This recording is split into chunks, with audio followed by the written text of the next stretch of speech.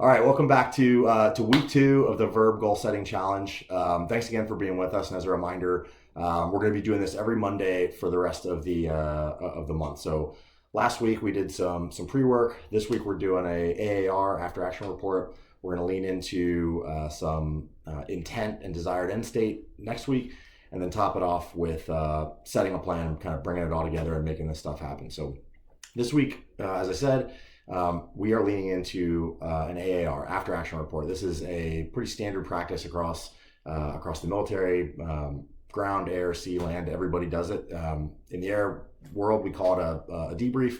But whatever you call it, after action report is basically the process of kind of looking back, seeing what happened, what worked, what didn't, really thinking hard about that, summarizing it, and using that to press ahead with lessons learned to make the next evolution, or in this case, the next year, a good one. So here's how we are going to do it. We're going to start with a review of essentially how last year went. So this is going to be in list form. Don't edit yourself, just write it down and go. And so you'll see in the email we have a few ideas for questions to ask. The top 5 happiest moments from last year. The small everyday things that sort of made you happy and energized you. And that can be, walking your kids to school, or making sure that you get a workout in, before breakfast, that kind of thing. What didn't go well? What did you set out to do but didn't? Major life goals. What did you get done? And, highlight of the year. Those are like kind of big picture things that'll get you kind of pushing in the right direction to take a look back at last year. So this is actually pretty hard to do because it's hard to remember, and these days sort of have a tendency to kind of blur together. So it's hard to remember.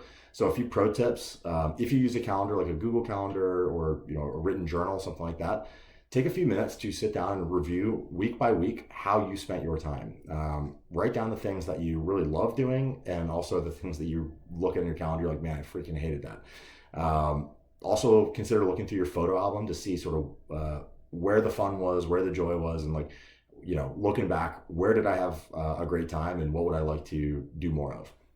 So from there, we're going to summarize. We're going to take a look back and sort of try to, codify the top 5 things that we learned.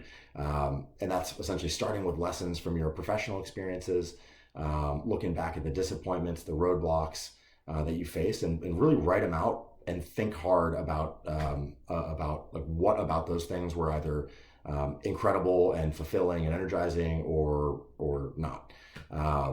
So list the people, the feelings, the experiences that are either enabling you or holding you back, and from there, at that point, you should have a really solid idea of kind of what you want to leave behind, the things that did not work or you don't want to bring forward, and the things that you really enjoyed doing, moving forward into this year. So give yourself time for this. This is this is critical to the process. So I would say at a minimum, you're going to want to budget 2 hours for this. It doesn't have to be all at once. You can kind of, do this in a couple chunks, but give yourself the 2 hours to get it done.